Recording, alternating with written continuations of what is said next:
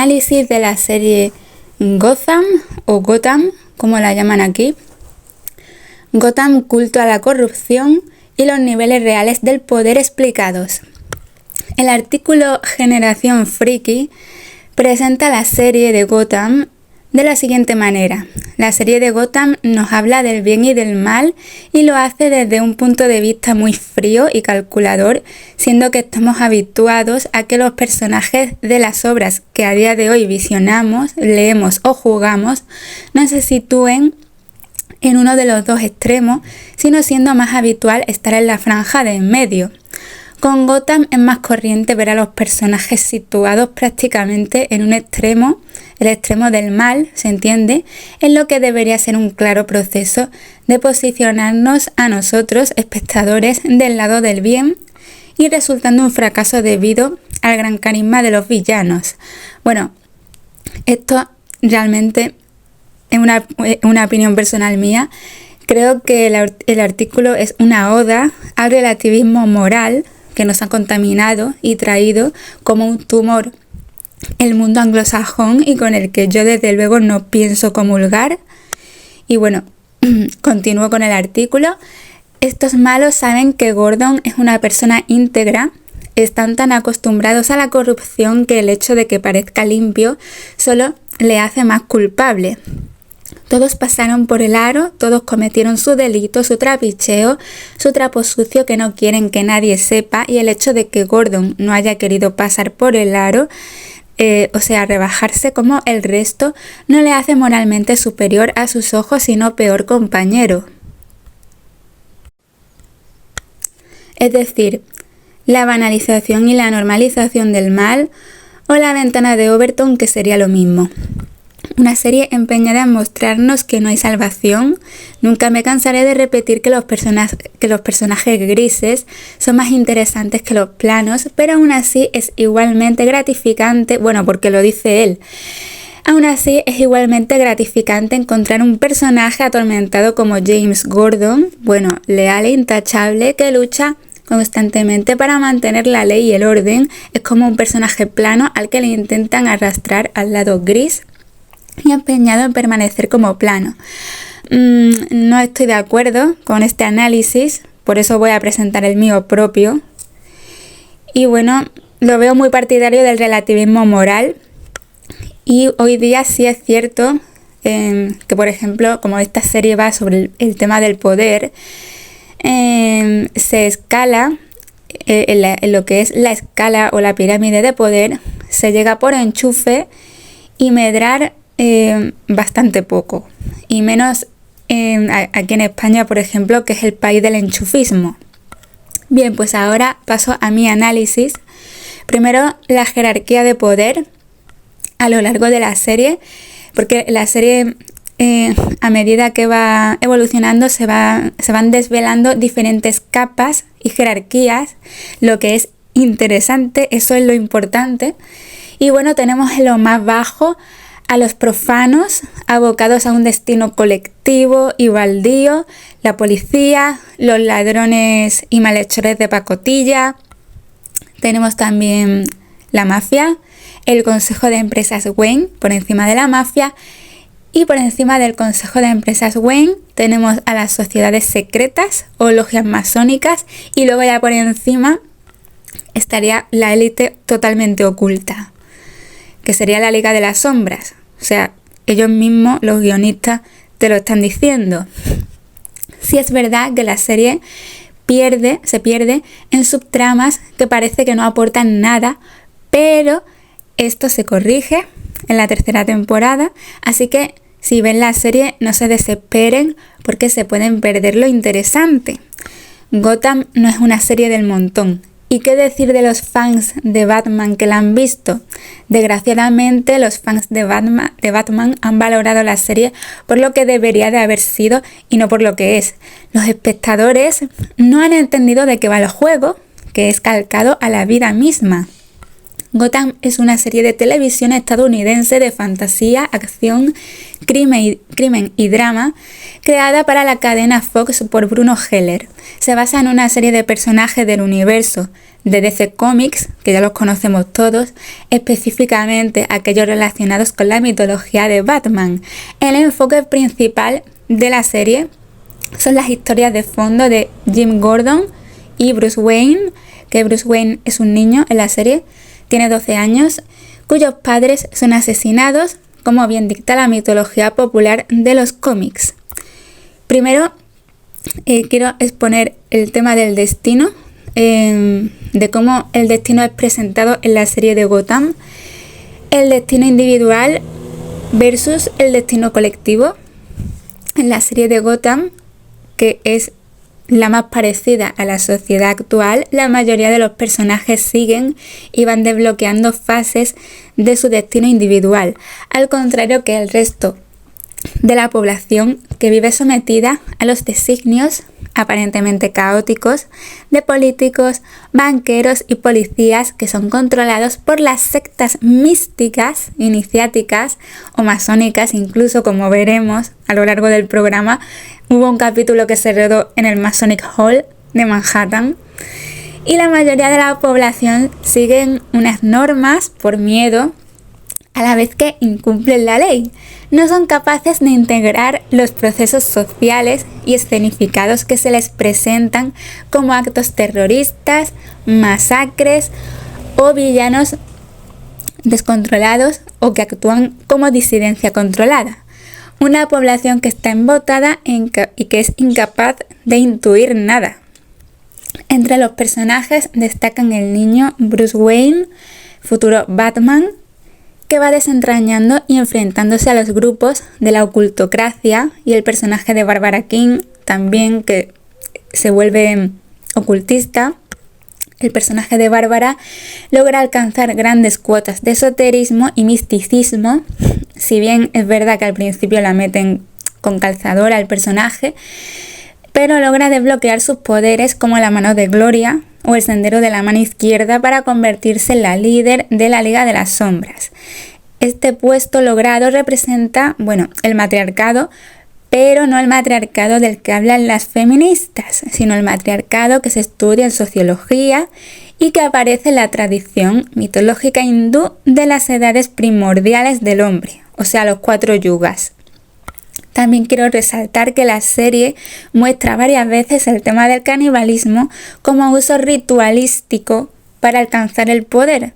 En la primera, tercera y cuarta temporada, si no recuerdo mal, porque hace tiempo que la vi, la serie además explica los distintos estratos del poder corrupto, desde lo más bajo a lo más alto en cada temporada.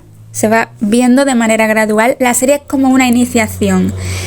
Es como la serie de Buffy Cazavampiros, que se te van revelando cosas poco a poco.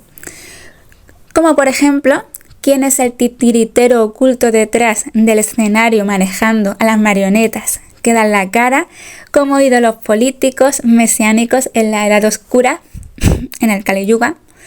Es una serie, Gotham es una serie que genera muchas inquietudes y cuestiones, por ejemplo, el bipartidismo mafioso, o porque a la mafia le interesa tener el psiquiátrico de la ciudad, por qué se reparten el orfanato, los cargamentos que llegan al puerto.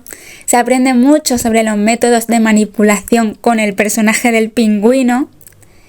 Si ven la serie, quédense con ese personaje. Este personaje, el Pingüino, y su desarrollo realza aún más la serie. Sin duda, uno de los personajes mejor estructurados junto con el Enigma. El nivel de manipulación del Pingüino es sublime, usando un método de manipulación a 2 bandas, como se aprecia en la segunda mitad de la primera temporada. Algo llamativo, según mi interpretación, es que la mafia de esta serie tiene una manía muy rara. Les encanta pactar a escondidas en naves industriales cercanas al puerto por la recogida de droga y contrabando. Aparecen muchos almacenes portuarios aparentemente vacíos en los que se dedican a repartirse las instituciones, o sea, hacen los pactos en las naves industriales del puerto. Y se dedican a repartirse las instituciones a través de pactos y el peso del control de la ciudad. El asilo de Arkham, por ejemplo, el psiquiátrico, es algo por lo que riñen en la primera temporada, Falcone y Maroni, que son los dos villanos de la primera temporada, y el pingüino está ahí como un trepa, ¿no? Entre un bando y otro bando, jugando a dos bandas. ¿Y para qué querrían un psiquiátrico, la mafia? Más tarde, en la segunda temporada, el espectador se entera de que son las instalaciones de Indian Hill, unas instalaciones secretas donde empresas Wayne hacía experimentos con seres humanos de familias desestructuradas o huérfanos que no les importaban a nadie, y bueno, realmente calcado a la vida real con la CIA, el servicio secreto norteamericano, que experimentaban con huérfanos a los que alimentaban con tortas radiactivas, el proyecto de tortura psicológica o mental MK Ultra, o el LSD con prostitutas y sus clientes. Y también me gustaría resaltar que hay un blog que se llama Los otros crímenes de Alcácer, yo lo recomiendo, en donde hay un artículo que se llama El laberinto de Giria. Es un título muy largo, pero si ustedes ponen en Google Los otros crímenes de Alcácer, el laberinto de Giria, seguro que les sale el artículo.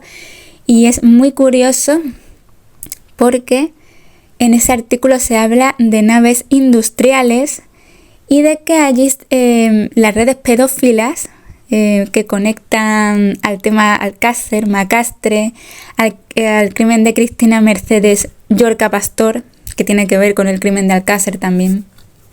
Pues estas redes pedófilas y de prostitución y de trata mantenían a las víctimas escondidas, atadas, o incluso las dejaban asesinadas en esas naves industriales.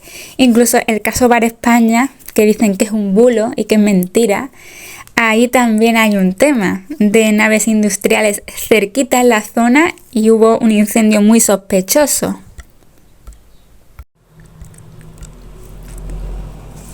Y bien, sumando todo esto, que la trata de niños va unida a empresas Wayne, el asesinato de los padres del joven Bruce Wayne, que deseaba acabar, el padre de Bruce Wayne deseaba acabar con los experimentos, y el reparto de la mafia de las instalaciones, pues llegué a la conclusión de que todo esto podría ser una alusión a la ley marítima de almirantazgo.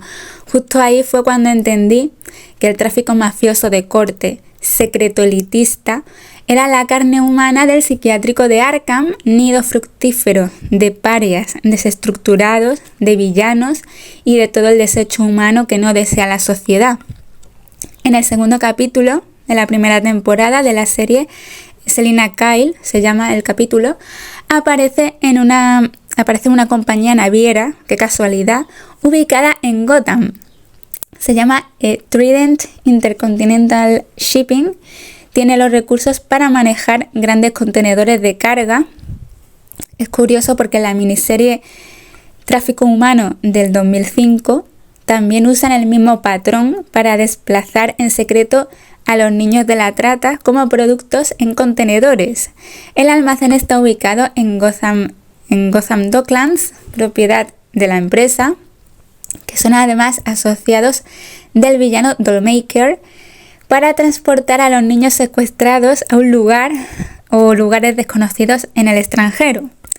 El uso de los niños no se especifica claramente, pero se insinúa el lógico destino del comercio esclavista sexual que les espera, porque les espera ser consumidos de una manera simbólica, esto se dice, y se hace alusión al consumo de carne humana. Y esto se especifica de una manera simbólica cuando el policía, el protagonista, Jim Gordon, habla con un testigo y el testigo le explica cómo el logo de la empresa le parecía un plato y un tenedor, ¿no? Increíble. Los narcosatánicos también practican rituales de canibalismo como rituales de iniciación en México. Esto está ampliamente documentado por el historiador Antonio Hidalgo en su libro El Minotauro en Alcácer y en cualquier artículo que ustedes puedan buscar, como en el diario El País y otros que hay por ahí. En el capítulo 8 de la primera temporada, llamado La Máscara, hay una referencia a los rituales de la élite ocultista, de corte satánico, como la película Eyes Wide Shut, Ojos Bien Cerrados.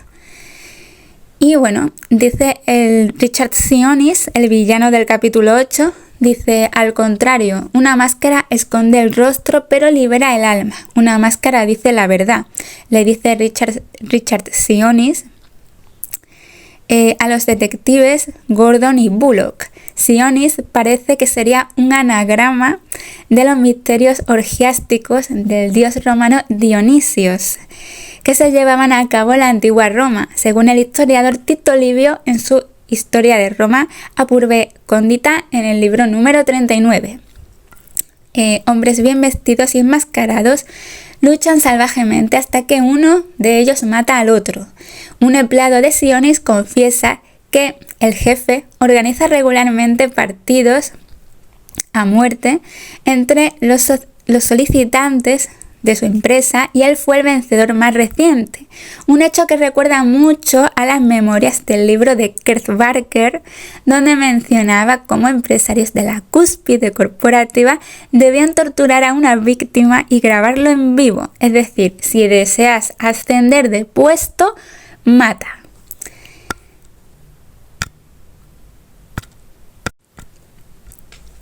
Segunda temporada.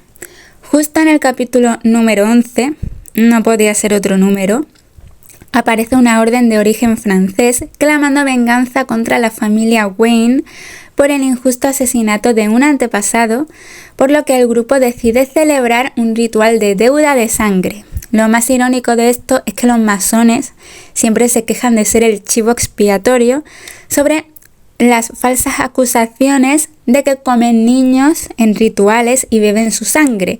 O algo se me escapa con el comportamiento tan contradictorio de este grupo semioculto, o es que tienen una jeta tan descomunal que no tienen ningún problema en ceder su sede, el Masonic Hall de Manhattan, para que se graben escenas de un ritual satánico en donde se sacrifica a un niño. Es decir, si tanto les molestan las acusaciones, ¿por qué avivar el fuego de los rumores? Theo Galavan, uno de los mejores ejemplos que mejor retrata el nivel de maldad y maquiavelismo de la banca internacional, las sociedades exclusivas de filántropos y la política, es un desconocido, o sea, este personaje es un desconocido carismático que llega a la ciudad y en secreto ayuda a escapar del psiquiátrico a un grupo de psicópatas y forma el grupo criminal Maniacs para sembrar el caos y el miedo en la ciudad. Todos acaban muriendo, todo este grupo, qué casualidad, y Galavan se las ingenia presentándose como el héroe salvador de la ciudad y es elegido alcalde. La masa tiende a ser así de estúpida, sensiblera y manipulable bajo el arquetipo del político mesiánico. En la serie podemos ver también continuamente, si están atentos, el símbolo del búho que está por todas partes, que es una alusión al Bohemian Groove, que se reúnen ahora en el mes de julio, otra vez les toca reunirse. En el capítulo 11 de la segunda temporada, que no podía ser otro número, se produce una ceremonia de tinte satánico en donde un linaje se dispone a sacrificar al último vástago del linaje Wayne por una riña que tuvo en el siglo XIX. El 11 es un número asociado al sacrificio. El día 11 de agosto suele ser el peor día del calendario judío porque según la tradición, aunque esto depende de la luna también, el ángel de la muerte coge energía para todo el año y está vinculado a la expulsión del jardín del Edén. También un 11 de agosto del 2015 mataron a Massimiliano Rossi, un multimillonario hippie en la isla de Mallorca, porque investigaba pistas sobre la desaparición de la niña Malén Ortiz.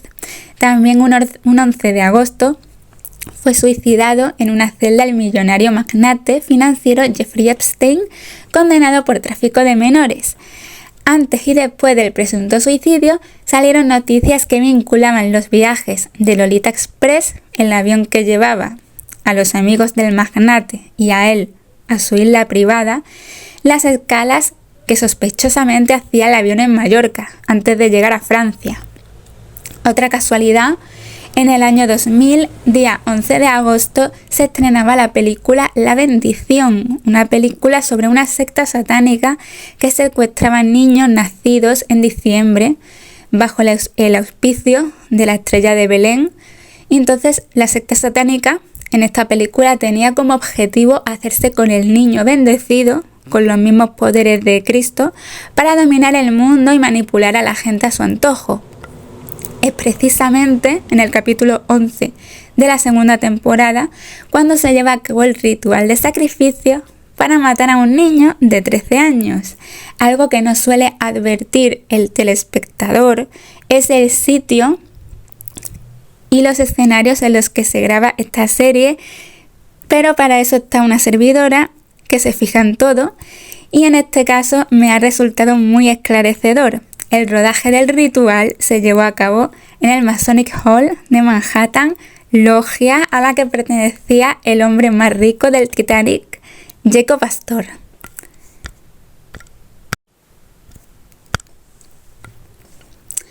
En la tercera temporada de Gotham, la serie continúa y se nos revela un panorama más escalofriante de tinte sectario, filantrópico y masónico, con un grupo de poder oculto que dirige la ciudad de Gotham en secreto desde hace siglos.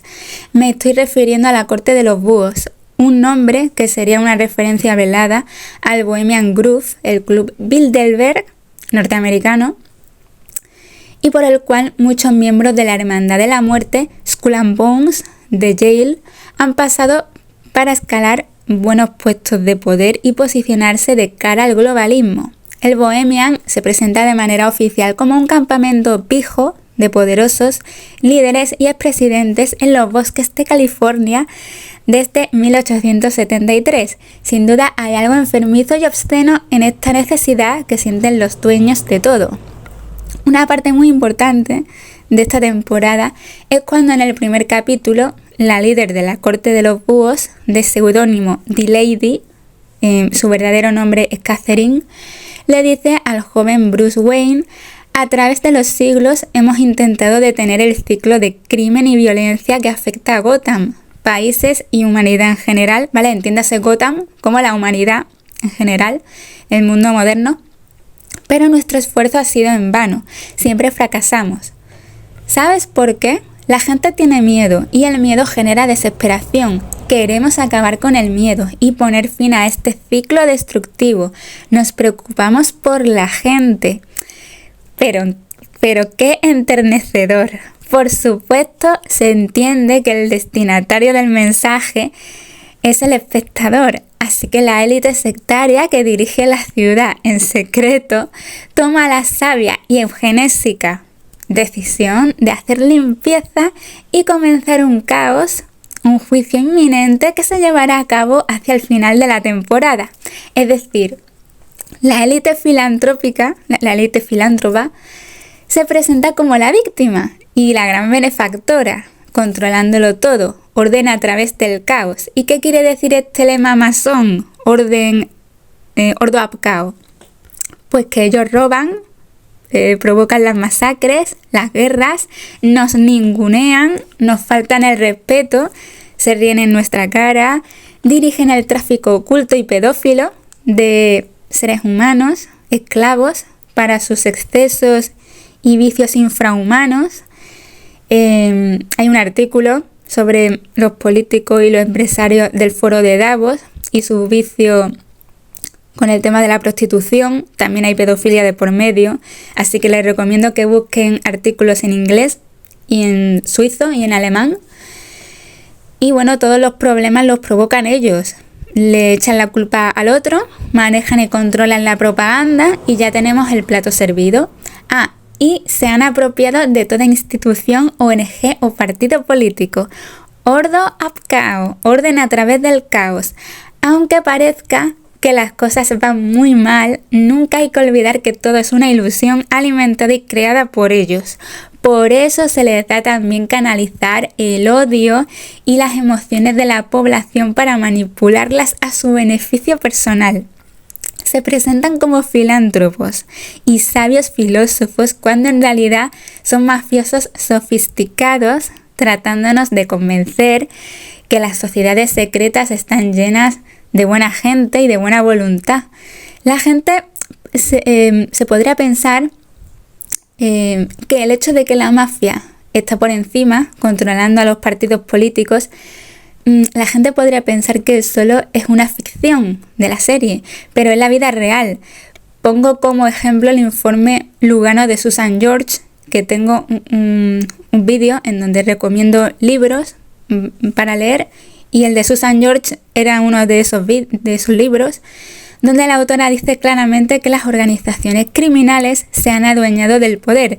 En la vida real, este libro creo que era de 1998 o 99, y en la vida real tenemos al mafioso Michel Niul, financiador del Partido Socialista belga, que suministraba menores a la red pedófila de Marc Dutroux.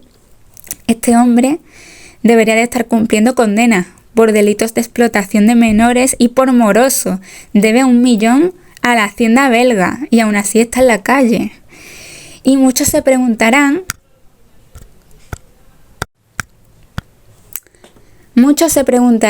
qué hay en la mente de un corrupto.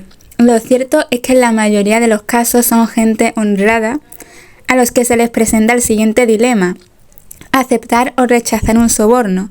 Si no aceptan el soborno, es posible que amenacen de muerte a sus hijos, como se ve en la serie varias veces, tanto en el mundo de la política como en las familias de los mafiosos, porque la política es mafiosa. Por último, en el capítulo número 18, Encender la mecha, se nos presenta la mentalidad eugenésica de la élite. Ellos son los únicos que tienen la potestad para enjuiciar a la sociedad perversa y malvada, y ellos son los únicos con derecho a llevar la antorcha del auténtico conocimiento. El personaje de Catherine, la líder de la corte de los búhos, le explica a James Gordon, al policía, la alta sociedad que cree que tiene el poder en esta ciudad cuando en realidad son un simple escaparate.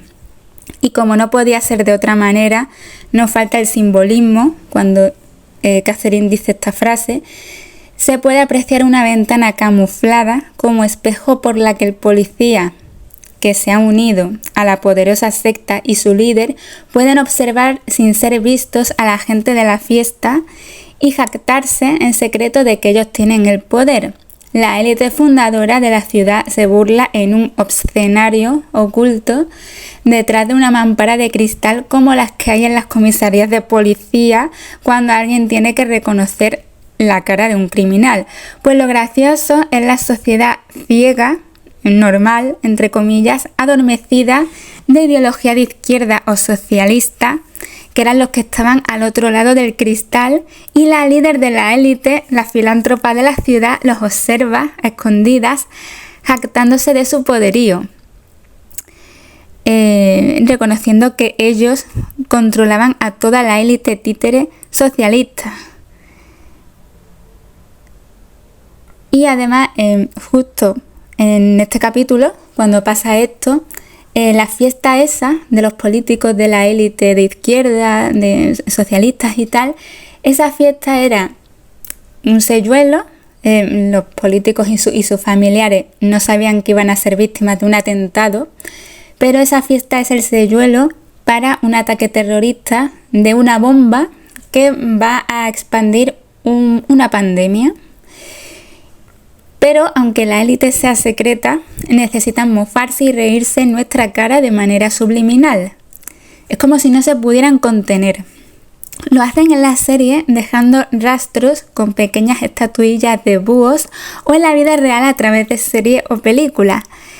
Añadir además un dato muy oportuno, y es que en la tercera temporada, como si de una predicción con primados negativos incluidos se tratara, se extiende un virus, o más bien es la élite la que se encarga de propagarlo y volverlo más letal de manera artificial en su laboratorio. Casualidades tiene la vida que justo en abril del 2017, que yo por aquel entonces ya era fan de la serie y la veía, cuando en el capítulo en el que el joven Bruce Wayne detona la bomba para propagar el virus, se llevaba a cabo una operación militar de la FEMA llamada Gotham Shield, una especie de simulacro contra un tsunami nuclear.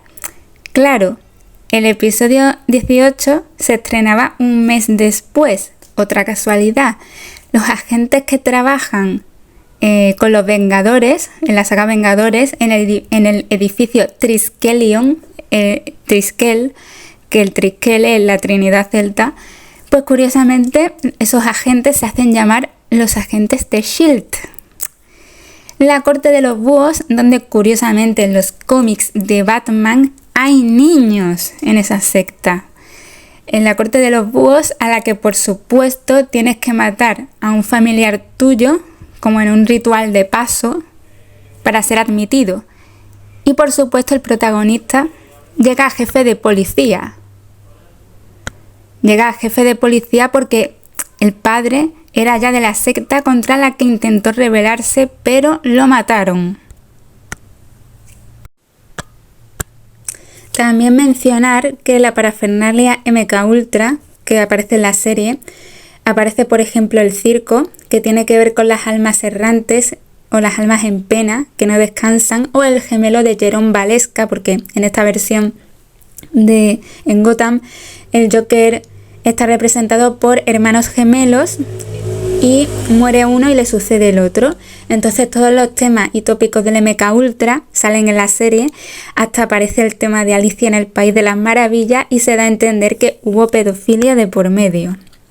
En la cuarta temporada, el punto de vista de la otredad, de cómo la élite percibe a la gran masa social, se expone muy bien en la cuarta temporada a través del personaje del fétido villano Pygmalion. Pygmalion se presenta al principio como un antihéroe que se toma la justicia por su mano para dar una lección a los policías corruptos que no desempeñan bien su trabajo, y no duda en compararse con James Gordon y hasta alabarlo para hacerle entender que en realidad no son muy diferentes. Sin embargo, Pygmalion es un terrorista subversivo de falsa bandera. Pygmalion usa un simbolismo de lucha contra los poderosos corruptos con una frase burlesca de un autor que también la usó de manera burlesca y despectiva contra la élite de su época. Ambos la usan para dejar bien claro cómo la élite percibe a la gran masa social, los perciben como comida y ganado. Como ellos no tuvieron ni tienen piedad, el cerdo se rebela contra los amos que lo arrastrarán al matadero, según Pygmalion. Contexto de toda la parafernalia y las frases que dice el villano Pygmalion vienen de Jonathan Swift, el escritor de los viajes de Gulliver, les sonará seguramente. Publicó su ensayo satírico en 1729 para resolver el problema del hambre en Irlanda, sobre los campesinos que no podían alimentar a sus hijos por culpa de los propietarios que no les dejaban otra opción sobre el arriendo. Los padres deben vender a sus hijos a los terratenientes ricos para que se los coman, para evitar que los hijos de los pobres de Irlanda sean una carga para sus padres o un país y hacerlos útiles al pueblo. Realmente el autor quería hacer ver las soluciones demenciales que proponía una élite que ni quería ni estaba dispuesta a enfrentarse a la cruda realidad. La élite poniendo de su parte. Actualmente su sino es hacerle la vida imposible al común de los mortales para que no respiren. Pero lo cierto es que Pygmalion no es para nada justo ni honesto con la justicia social que se toma por su mano, ni con la verdad, porque es un mentiroso, porque realmente es un asesino en serie contratado por la élite, por la misma jefa de la mafia que controla la ciudad, por la misma persona con la que el policía protagonista había hecho un pacto secreto para eliminar al anterior alcalde, que también era un jefe mafioso. Aquí entramos en el juego de la pescadilla que se muerde la cola. La corrupción es un círculo vicioso. Muchas veces me he preguntado si esta serie realmente trataba de decirnos que la justicia realmente es una ilusión, que no existe porque las leyes son solo suficientes para que los que la redactan se salgan con la suya. Y otra de las enseñanzas de la serie es que no creamos en los falsos ídolos. Por otro lado, seguimos teniendo el punto de vista del incorruptible protagonista que ha caído en una trampa moral pactando con un diablo más en su lucha contra el crimen. Otra simbología que se ve en la serie, además del típico ajedrezado masón con cadáveres encima, en el capítulo Déjalos que coman pastel, es ofrecer un sacrificio como empanada sagrada hecha con la carne humana de mendigos y de vagabundos a la élite de la ciudad. Entiéndase esto como una especie de castigo para expiar los pecados de las víctimas sacrificadas por Pygmalion, que además secuestra a las víctimas disfrazado de sacerdote. Los pasteles que lleva Caperucita a su abuela son en origen una representación simbólica de los panes sagrados que confeccionaban las vírgenes vestales y que fue evolucionando con el tiempo como hostia católica. La hostia es un sacrificio que se entrega a los dioses para aplacar su ira. Es lo mismo que el holocausto, un sacrificio en donde se quema a una víctima. Es lo mismo que propugnaba el famoso satanista Aleister Crowley, sacrificar a un ganado pequeño y a un niño. ¿Por qué? Porque el humano destila unas energías sutiles cuando está al borde entre la vida y la muerte. Es entonces cuando aparecen entidades metahumanas atraídas por esas energías. No lo digo yo. Es la teoría de las tres hipóstasis no platónicas, según la cual entre el ser humano y la divinidad hay espíritus o fuerzas superiores metahumanas, llamémosles arcontes, o entidades negativas o ángeles.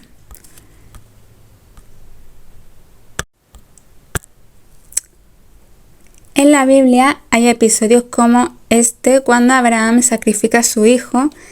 Según el historiador judío Ariel Toaf, que ha leído los textos en hebreo original, Abraham sí llegó a sacrificar a su hijo, pero hay más ejemplos como los hijos de Aarón o la hija de Jefté, que es sacrificada. Adam Smith, padre del capitalismo, junto con John Locke, dice en La riqueza de las naciones que la economía se regularía con la muerte de hijos de los pobres, es lo mismo que proponía la burla de Swift, que no es más que una pista para la gente como nosotros, que nos damos cuenta para que sepamos cómo son ellos realmente. Ellos tienen asumido que los pobres van por un lado y que lo que les pase les importa nada o poco. Normalmente nada. Esta es la ideología que motiva a la clase política. Ya desde la época de Platón, los planificadores del Estado han proclamado abiertamente su deseo de controlar cada detalle de la vida de la gente común, desde programas de natalidad hasta el exterminio masivo de indeseables, como en la antigua Esparta. Malthus se hizo famoso por su teoría del colapso masivo de alimentos como gran ayuda para acabar con los pobres, lo que se conoce como la catástrofe malthusiana. Charles Darwin, gran admirador del modelo de la catástrofe malthusiana, desarrolló su ineficaz teoría de la evolución con la ayuda de T.H. Huxley.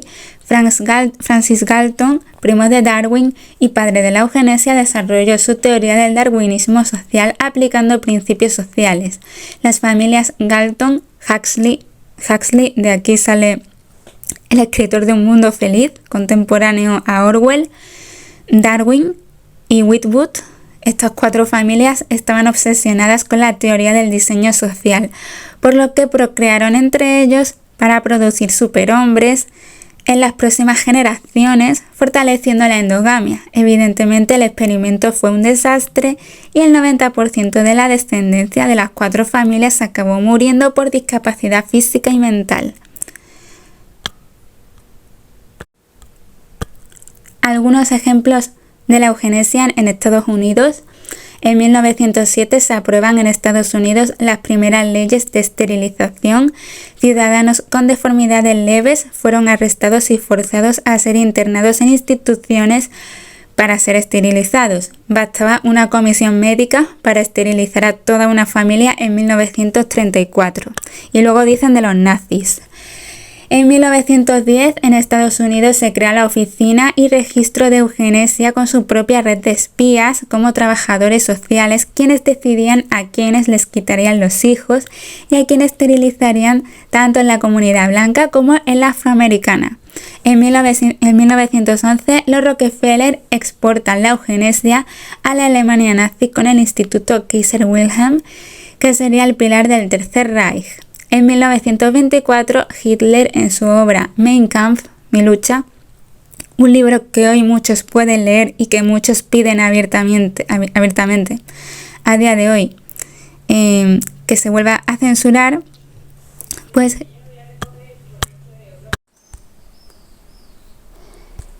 Hitler alababa a los políticos norteamericanos como su gran inspiración. En el año 1939, la película Niños del Mañana llevó la agenda eugenésica al cine norteamericano.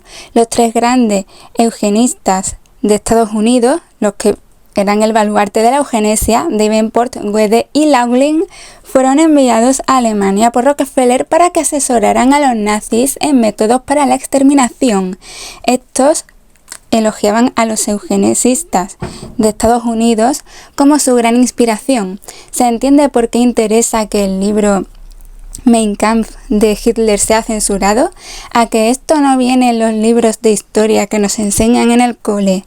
En 1939 la película Niños del Mañana llevó la agenda eugenésica al cine de Estados Unidos y los tres grandes eugenesistas del país pues fueron enviados a Alemania, como ya he dicho. Y pasemos al autor de Un Mundo Feliz, Aldous Huxley, que expresó en la Universidad de Berkeley que su libro no era ficción, sino que era lo que la élite deseaba implementar. Lo que están logrando actualmente es que la gente ame su estado de miedo, combinan métodos de terror con métodos de aceptación. Dice el historiador Félix Rodrigo Mora que en esta sociedad se trabaja 12 horas como una bestia, te jubilas y luego no sabes qué hacer. Es trágico, antinatural y destructivo. Convierten a las personas en seres desproductivos, cuando la gran verdad es que a los 65 años es cuando se elaboran los mejores trabajos intelectuales. Ya lo predijo el Kalki Purana, texto milenario hindú hace milenios. Se sacrificarán ancianos y fetos. Bienvenidos al Kali Yuga, la noche más oscura del alma. Quinta temporada de la serie Gotham. En el capítulo 3, aunque a lo largo de esta temporada tampoco hay gran cosa que decir, pero sí es verdad que en el capítulo 3 aparece una parafernalia de ritual satánico en donde van vestidos los seguidores del Joker, muy parecidos a las SS nazis, y justo cuando volví a ver la bañera donde hacían este ritual, porque es una bañera de una mansión, me di cuenta que no era la primera vez que salía la bañera en esta serie, pero no caí hasta ese momento. Y justo vi un vídeo de Roman Alboix, el youtuber, de la familia Vanderbilt, en donde aparece una bañera muy parecida a la de la serie, pero ya lo he comprobado y parece ser que no es la misma bañera, porque la serie de Gotham se ha rodado en muchísimas mansiones que hay a lo largo del río Hudson, y ya lo he mirado, lo he comprobado y no es la misma mansión, pero sí es verdad que son bañeras bastante parecidas. A lo largo de esas mansiones hay bañeras muy parecidas del mismo estilo, y aunque se parece y la intención subliminal es bastante notable. En el vídeo de Roman Alboix de la familia Vanderbilt se hace hincapié en la reverberación litúrgica, en lo perturbador del lugar, que no es solo para el ocio, aunque parezca que sí lo es en apariencia. También la piscina aparece en cuadros, en el arte relacionado con el caso Pizzagate, que parece que en las piscinas hacen rituales de alta teurgia para separar el alma del cuerpo. Justo eso se ve en el arte de Biljana Juljevic.